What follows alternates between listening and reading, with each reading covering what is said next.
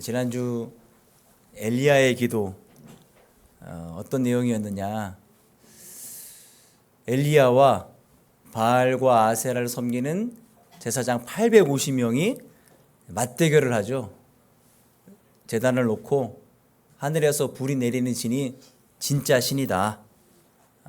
그럴 때 엘리야가 했던 기도가 기도의 근거를 하나님께 두어야 된다. 우리의 모든 기도도 하나님께 두어야 되는 것이죠. 목적이 분명한 기도, 말씀과 순종, 그리고 회개를 위한 중보자가 되어야 한다. 이런 이야기들을 전해드렸습니다. 오늘은 그 엘리야에게 손에 물을 붓던 자, 성경에 손에 물을 붓던 자라고 표현되어 있어요. 엘리사를요. 제자란 이야기입니다. 엘리사의 기도입니다. 우리는 기도의 사람 시리즈를 하면서 이 사람이 어떤 사람인지에 대한 구체적인 정보들을 제가 같이 얘기하고 있지는 않습니다. 왜냐하면 그것까지 하면 아마 1시 넘어 끝날 거예요. 일단 그런 사람들이 있다. 우리가 이름을 알고 있으니까 그분이 했던 여러 가지 기도들이 있는데 그 중에 대표적인 것들을 선택해서 우리가 좀 함께 나누고 우리 적용하고 있습니다. 엘리사의 기도의 배경을 좀 살펴보자면 북이스라엘의 요람 왕 때입니다. 여호람이라고도 하기도 하고 요람 왕이도 하기도 하고 아합 왕의 아들이에요. 이때 당시 남쪽 유다, 북쪽 이스라엘, 그 위에 지금의 시리아 지역에 아람 나라가 있었어요. 이 아람 나라가 세력이 막 커집니다. 세력이 커지니까 당연히 어디랑 충돌해요?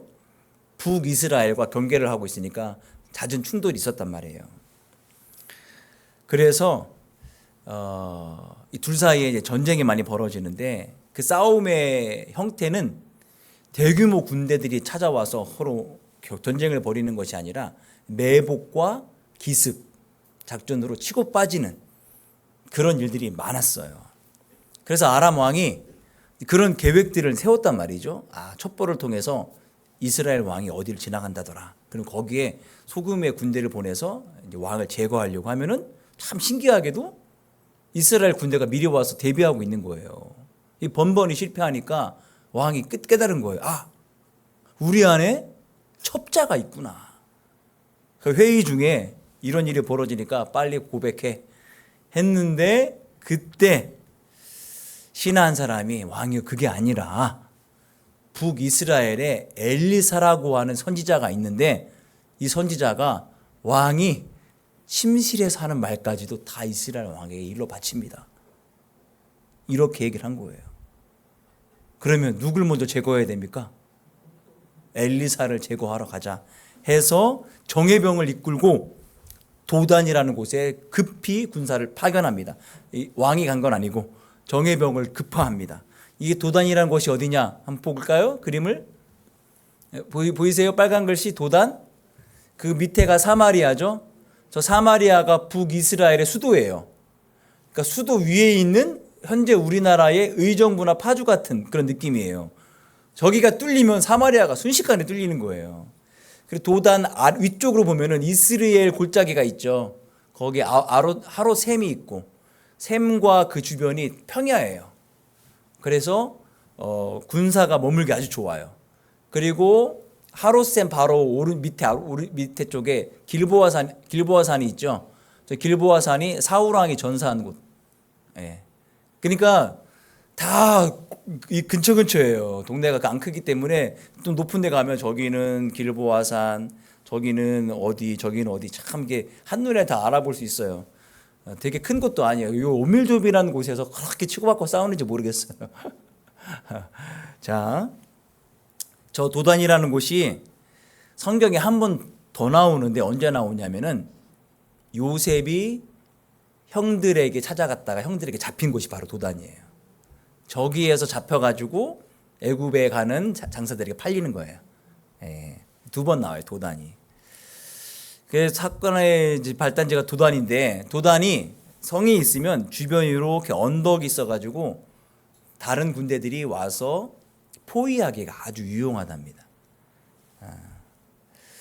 그래서 밤에 몰래 와서 이제 이 도단에 있는 성들을 포위한 거예요. 새벽에 이제 아침에 일찍 엘리사의 사환 비서 정도 되겠습니다. 일어나서 나가 보니 난리가 난 거예요. 군대가 와서 자신들을 포위하고 있는 것이죠. 너무 놀랐겠죠. 이때 엘리사가 두 번의 기도를 합니다. 첫 번째는 이 사환의 눈을 열어주십시오 기도하고, 두 번째 기도는 아람 군대의 눈이 어두워지게 해주십시오라고 기도해요. 자, 아람 군대가 뭘 동원해서 지금 포위했나요? 병거를 끌고 왔습니다. 병거가 여러분 다 아시다시피 마차 형태인데요. 말 4마리가 끌고, 말 4마리든 2마리든 뒤에 마차가 달려 있어가지고 거기서 사람이 병사가 서서 활도 쓰고 창도 던지고 싸움을 하는, 이 당시에 가장 최첨단, 가장 전력이 센 그런 무기였습니다. 이걸 동원해서, 그러니까 엘리사를 죽이려고 하는 게 지금 진심이었다는 거예요. 몇 명 어설픈 군대를 보낸 게 아니라 가장 정예병의 가장 강력한 군대를 보낸 거예요. 그러자 하나님께서는 뭘 보내셨나요? 불말과 불병거. 어쭈? 너희들이 병거로 공격해 오면 내가 병거로 맞서주겠다. 그러니까 그 당시 사람이 갖고 있던 최신식의 이 병장기가 병거였는데, 하나님께서는 거기에 맞서 불병거를 보내시면서 사람의 능력, 사람의 기술이 별거 아니다라는 것을 몸소 보여주시는 거예요.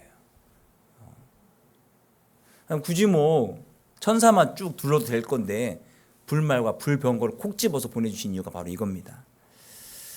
엘리사의 기도의 결과로 나중에 이제 20절까지 나오는데요. 이따가 한번 읽어볼 거예요. 이 아람의 군대가 눈이 멀잖아요. 눈이 머니까 어떻게 된 거예요? 전쟁을 할 수 있습니까? 못합니까? 전쟁을 못해요. 그래서 순식간에 포로가 됩니다. 포로가 돼서 엘리사가 이 전체 병력들을 포로로 끌고 어디로 데려가냐면 사마리아로 끌고 가요. 자신의 수도로. 수도에는 수도 경비대가 있습니다. 우리 수방사가 있는 것처럼. 거기 가서 한 번 더 기도를 해요. 어떻게 해요? 눈이 열어지도록. 눈 떠 보니까 포위가 된 거예요. 산 목숨입니까? 죽은 목숨입니까? 죽은 목숨이죠. 그런데 그들에게 찾아온 건 죽음이 아니라 밥 먹고 가라. 배불리 밥을 먹여서 아무런 해업 없이 안전하게 돌려보내요. 그래서 그 이후로 이 아람 군대의 침범이 사라집니다. 외교적인 억제 효과가 나타나는 거예요. 고대 근동에서는 전쟁이 일어나면 어떤 일이 보편적이었냐? 일단은 죽이든지, 그렇죠? 그 다음에 살려두면 뭘 해야 됩니까? 포로로 잡아서 어떻게 하죠? 그렇죠. 노예로 삼거나 그 다음에 돈으로 바꿔야죠. 어쨌든 우리가 굴러들어온 떡이란 말이에요. 그런데 이런 조치를 하지 않고 과감하게 밥도 잘 먹여서 돌려보내는 거예요. 이거 어떤 의미냐면은 일반 나라와 우리는 다르다. 도덕적으로 상당히 우위에 있다는 걸 몸소 보여주는 거예요. 더 하나 정치적 메시지가 있는 거예요. 화해해야 된다. 싸우고 싶지 않다. 또 하나는 자신감이 있는 거예요. 언제든지 덤벼봐라. 그래서 아람이 순간 움찔하게 됩니다. 하나님께서는 이 시대, 정보가 막 난립하는 시대예요. 첩보가 있으니까, 매복하니까. 이 시대 속에 뭐가 더 우위냐? 하나님의 예언이 더 우위라는 것을 여실하게 보여줍니다. 아람이 아무리 전략을 세워도 하나님이 거기 온다라고 예언을 통해서 다 무마시키거든요. 두 번째, 군사력이 지배하던 현실 시대 속에 하나님께서는 우리가 갖고 있는 그 어떤 병기보다도 더 강력한 무기가 있다는 것을 몸소 보여주시는 거예요. 그래서 전쟁이 아니라 억제하시는 겁니다. 그리고 세 번째는 이스라엘 입장에서 봤을 때 이 사로잡은 이 아람의 군사들을 어떻게 하면 좋을까요? 그럼 어떻게 하면 안전해질까요? 자기의 나라가, 이스라엘이. 다 죽이면 안전해지는 거예요. 이 아람 군대의 최정예 병력이 사라지는 거니까. 그런데 또 한 가지 문제점이 뭐냐면 윤리적인 것이 문제가 있어요. 하나님을 믿는 사람들인데 이 포로들을 죽일 수 있겠는가? 이런 갈등 속에 하나님께서 원하시는 방식을 선택하십니다. 즉 담대함과 더불어 자비를 베풀어줘요. 아람 군대에게. 하나님의 사람들은 하나님은 다르다라는 것을 보여주는 거예요. 그러니까 우리 시대 속에 적용할 것이 너무나 많습니다. 이 엘리사의 기도가 너무 독특한 것이 세 가지로 이루어지잖아요. 눈을 열어주십시오. 그 다음에 어둡게 해주십시오. 다시 열어주십시오. 먼저는 사환, 제자의 눈을 열어달라고 기도합니다. 사환이 첫 번째로 이 군대를 봤을 때 느낌이 어땠을까요? 놀랍게만 했을까요? 두려웠겠죠. 지금 코앞까지 병거들이 자기를 포위하고 있으니까요. 그런데 엘리사의 기도를 통해서 두려움이 뭘로 바뀌느냐? 믿음으로 바뀌어가는 거예요. 이 순간 믿음의 성장이 일어납니다. 양육이 이루어지는 거예요. 두 번째는 적군을 향하여 눈을 어둡게 해달라고 기도합니다. 그래서 이 사람들은 전쟁을 치를 수가 없게 되는 거예요. 전쟁을 치르면 일단 죽거나 다칩니다. 이스라엘 백성들이 죽거나 아람 사람들이 죽거나 이 모든 것들이 아예 무산이 되는 거예요. 전투력을 상실하게 만드는 억제하는 기도가 되는 거예요. 세 번째는 적군의 눈을 다시 열게 만드는 거예요. 현실을 보게 하고 화해의 자리를 이끌어가는 겁니다. 이게 참 독특한 구조를 갖고 있는데 여기서 사용되어진 먼저 사환의 눈을 열어주십시오라는 열다라는 단어가 단순히 눈이 좀 좋아지게 해주십시오라는 단어와 다른 거예요. 우리가 눈이 좋아지게 한다는 단어는 저 같은 경우는 이제 마이너스인데 이 눈이 좋아져가지고 안경도 벗고 볼 수 있는 그런 수준이 좋아지는 건데 이게 아니에요. 이 차원을 뛰어넘어 우리의 시각으로 볼 수 없는 차원도 보게 만들어 달라는 기도예요. 그래서 하나님의 세계를 보게 됩니다. 하나님의 불말과 불병거를 이 사환이 보게 되는 거예요. 또 한 가지 어둡게 하다. 아람 군대의 눈을 어둡게 하다라는 이야기는 완전한 실명 더하기 방향, 현재의 상황 이 모든 것들을 다 인지하지 못하게 만드는 그런 상태예요. 굉장히 어려운 이야기입니다. 이거는 즉 혼란하게 만드는 거예요. 이 단어의 저변에는 어떤 마음이 담겨 있냐면 하나님의 비폭력의 의지가 담겨져 있어요. 전쟁을 아예 치를 수 없도록. 행여나 뭔가 감정이라든지 감각이 남아있으면 이 사람들은 두려워서라도 칼을 휘두르려고 할 거예요. 그런데 그런 게 아예 다 사라지니까 아무것도 못하게 만드는 거예요. 아무것도 못하게. 그게 어둡게 하다는 단어의 실제 뜻입니다. 그리고 엘리사는 아주 간결하게 기도합니다. 하나님 눈 열어주십시오. 하나님 눈 어둡게 해주십시오. 그러니까 눈 열어주십시오 기도할 때 하나님 저 청년이 지금 아람 군대 때문에 굉장히 마음이 힘들고 어렵고 두려움이 큰데 이게 눈을 열어줘가지고 하나님의 군대를 보게 해서 믿음도 좋게 해주시고 평안도 해주게 해주십시오가 아니라 그냥 눈 열어주십시오 였어요. 이 기도가 왜 그러냐면 우리가 미사일국가 많아지면 하나님 온데가 없고 사람 중심이 돼요. 청년 중심의 기도가 된단 말이에요. 이 사환 중심의 기도가. 이런 것들을 배제하기 위해 아주 간결하게 하나님 저 사환 눈 열어 주십시오 이렇게 기도한 거예요. 그 기도가 아주 하나님 중심으로 되어 있다. 그렇게 볼 수가 있습니다. 그래서 기도를 통해서 불말과 불병거를 보게 되죠. 하나님의 보호의 실제가 드러나는 시간입니다. 자, 위기가 찾아올 때 위기의 핵심은 누가 더 많은가가 중요한 게 아니라 누가 우리와 함께 하는가가 중요해요. 누가 우리와 함께 하는가가. 쓸모없는 이 수많은 군대와 함께 있는 것보다 단 한 분이시지만 하나님과 함께 하는 것이 우리에게 훨씬 큰 유익이다. 맞습니까? 근데 우리는 양을 더 따질 때가 있단 말이에요. 우리의 감각이 그래서 그렇습니다. 일반적인 감각 때문에. 더 나아가서 하나님의 승리는 피 흘림이 아니라는 사실이에요. 하나님의 승리의 방식은 억제와 화해입니다.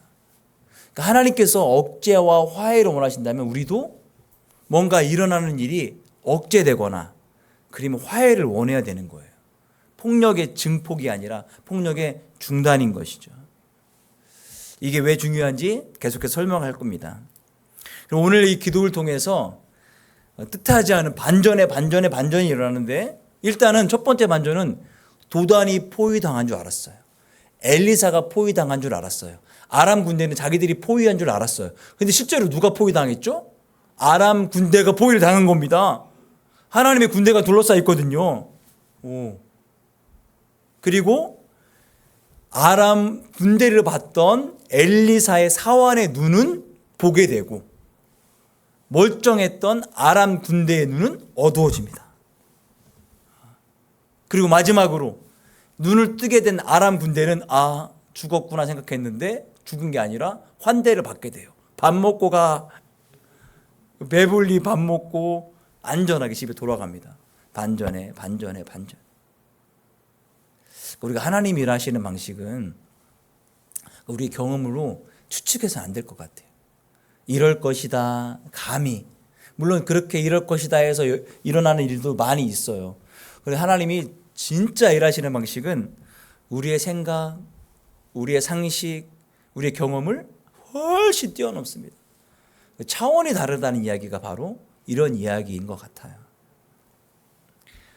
그래서 아람의 병거와 똑같은 하늘의 병거를 보여주시는 것이죠. 현실 위에 하나님이 주도하고 계시다라는 것을 보여주시는 겁니다. 자, 이럴 때 엘리사의 반응을 좀 보면요. 엘리사가 이 아람의 군대가 포위되어 있는 이 상태 속에서, 상황 속에서 제일 먼저 뭘 위해 기도했죠?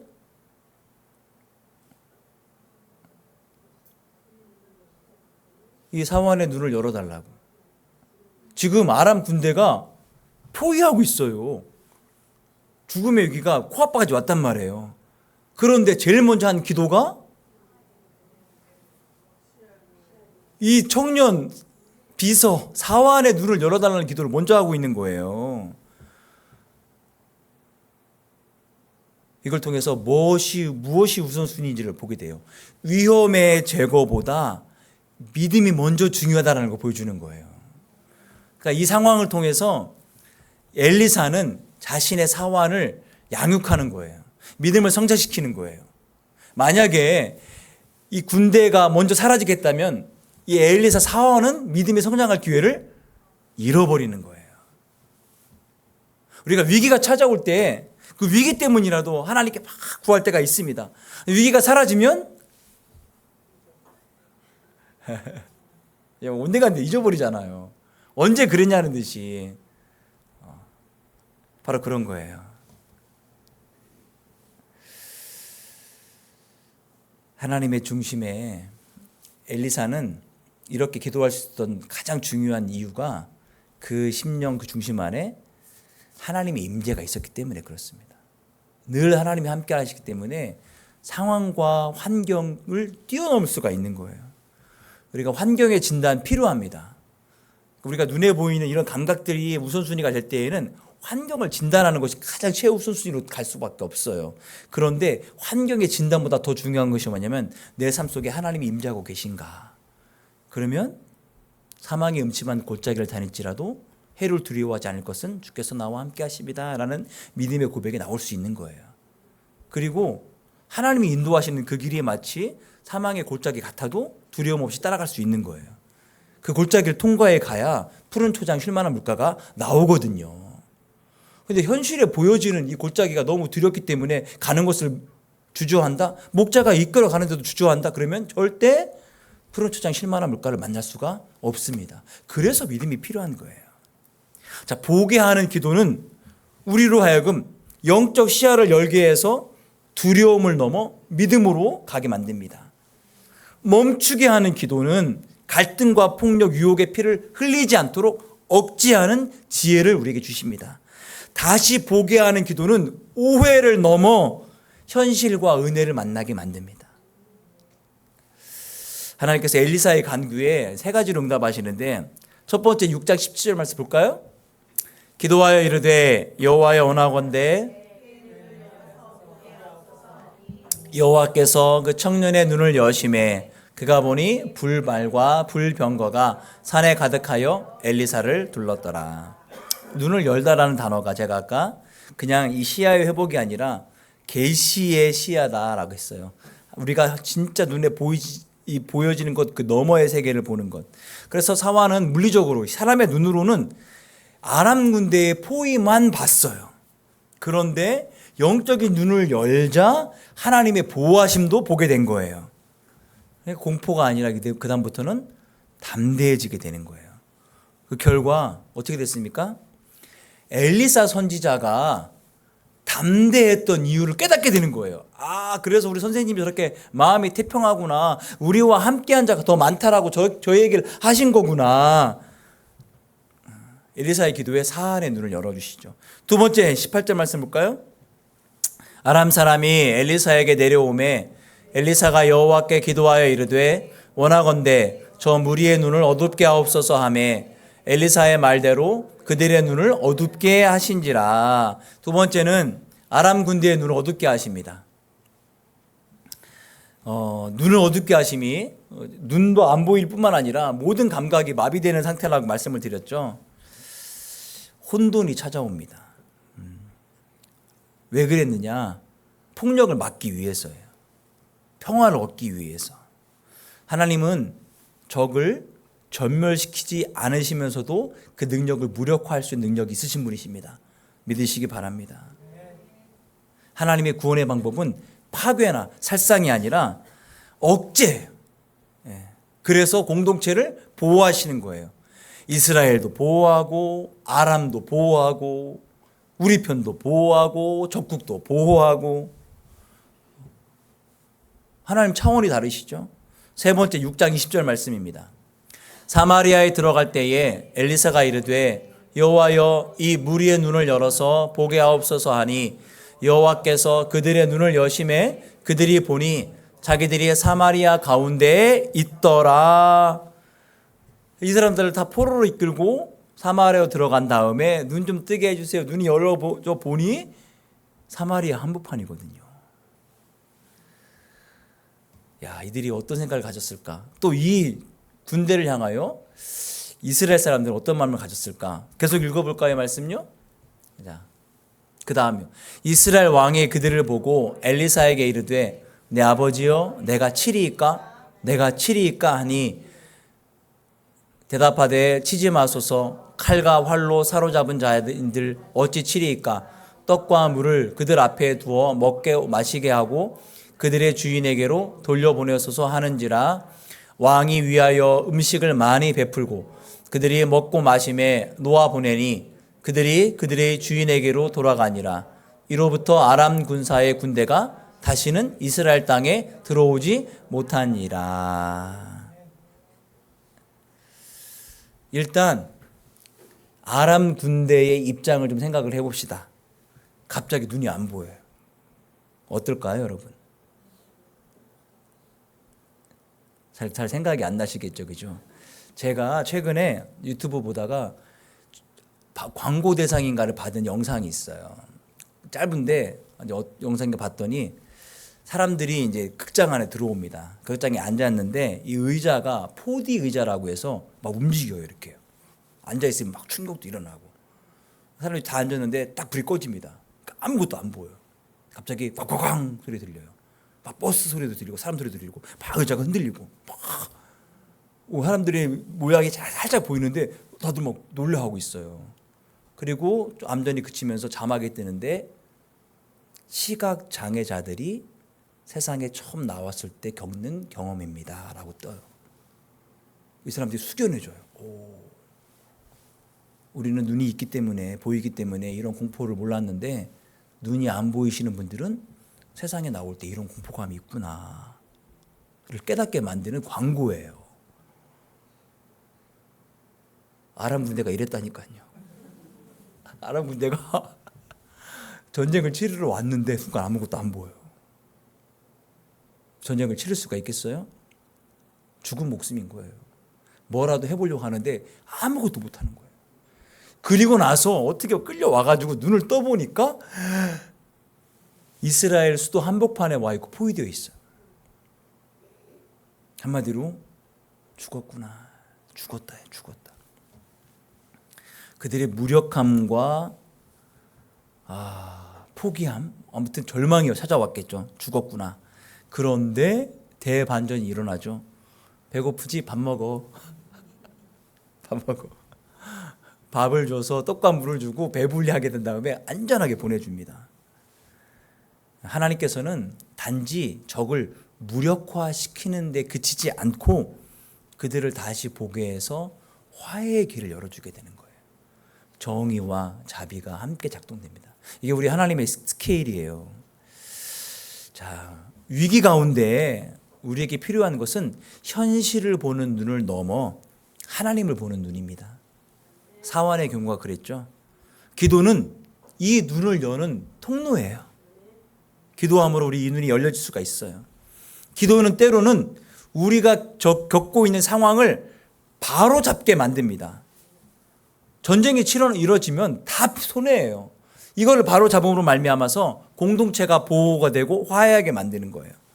기도는 권력 내지는 복수의 유혹 속에 하나님의 백성은 자비를 행해야 된다는 걸 보여줘요. 이 사로잡힌 군대를 보고 이스라엘 왕이 뭐라고 얘기하죠? 21절 말씀 볼까요? 다시 한번요.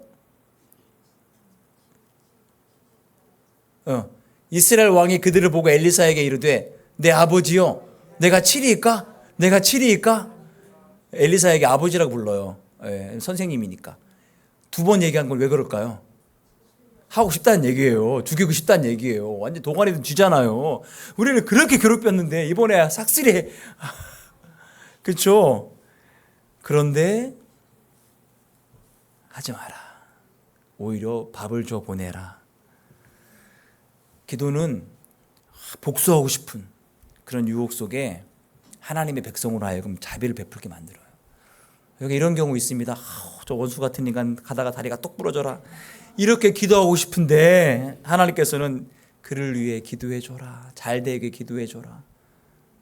오히려 우리를 향한 오해가 사라지도록 기도해 줘라. 이렇게 요청하시는 거예요.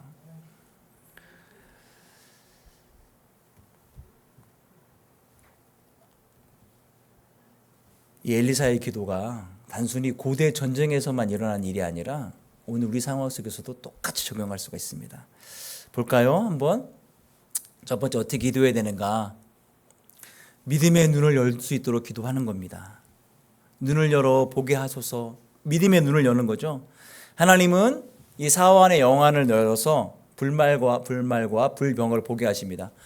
두려움의 상황 넘어 하나님께서 어떻게 임재하시는가, 어떻게 우리를 보호하시는가, 그걸 보라는 거예요. 우리는 종종 경제, 질병, 사회적 불안, 미래의 불안 속에서 굉장히 사로잡혀 있습니다. 현실만을 볼 수밖에 없어요. 근데 믿음을 가지고 하나님이 하시는 일을 본다면 당장 문제의 즉각적 해결이 아니라 믿음의 눈이 열리는 거예요. 제가 이제 저희 지인 한 분이 최근에 이제 암 수술을 받으셨는데 갑작스럽게 일어난 일이라 되게 당황한 거예요. 근데 조직 검사해 보니까 여기저기 이렇게 전이가 된 것도 아니고 폐만 절제하면 된다라는 거예요. 그러니까 다행이죠. 그리고 참 신기한 게 요즘은 의정 갈등 때문에 이게 수술이 일정 잡기가 쉽지 않은데 본인이 궁금해가지고 병원에 전화를 해봤다는 거예요. 근데 친절하게도 의사가 당장 와라. 그래서 예약도 잡히고 수술을 하러 갔는데 또 이제 세브란스 병원이니까 여기는 원목도 있고 말씀도 있는데 딱 누워가지고 보니까 말씀이 적혀 있는데 자신이 올해 뽑은 말씀이더라는 거예요. 확신이 찾아왔대요. 낫는구나. 낫겠구나. 제가 그 얘기를 들으면서 거기에 대해서 걱정했던 우리의 자신이, 제 자신과 우리 가족들이 더 초라해지는 거예요. 이게 걱정할 게 아니라 하나님께 맡기는 게 중요했는데 안 맡겼다는 건 아니지만 그래도 어떡하지라는 이런 갈등들이 있었거든요. 우리에게 필요한 것은 문제의 즉각적인 해결이 아니라 믿음의 눈을 여는 거예요. 믿음의 눈을 여니까 이건 문제가 아니라 오히려 하나님의 축복을 갖게 만드는 창이 될 수도 있는 거예요.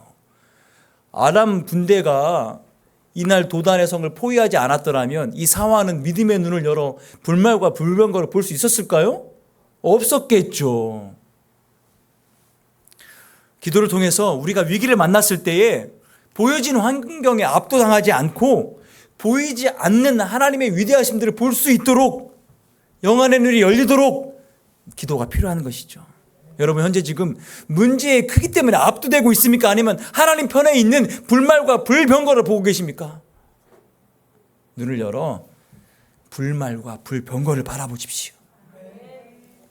두 번째는 불의한 계획이 무력화되게 해달라고 기도하는 거예요. 저들의 눈을 어둡게 하옵소서 이 기도잖아요. 엘리사를 잡으러 온 이 군대를 눈을 어둡게 만들었잖아요. 사륙이나 보복이 아니라 비폭력으로 제압하는 거예요. 오늘날 교회와 성도들 우리에게 얼마나 많은 유혹과 위협, 영적 세력들, 유혹들이 있습니까? 그런 악한 의도에 우리 노출되어 있단 말이죠. 그럴 때 어이구 저 인간들 어떻게 좀 해주십시오가 아니라 하나님 그들의 길을 혼미하게 하사 그들의 공격성을 중단시켜 주십시오라고 기도하면 되는 거예요. 그런 시도조차 완전히 무력화시키는 것이죠. 거짓 세력의 음모와 세력, 교회를 흔드는 불의한 세력, 계획 다 무력화되도록 기도가 되는 거예요.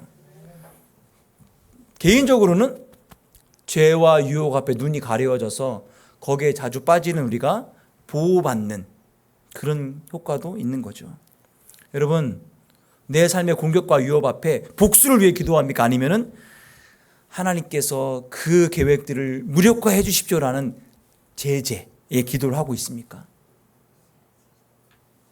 마지막 세 번째는 회복과 화해의 기도죠. 저들의 눈을 다시 열어 주십시오.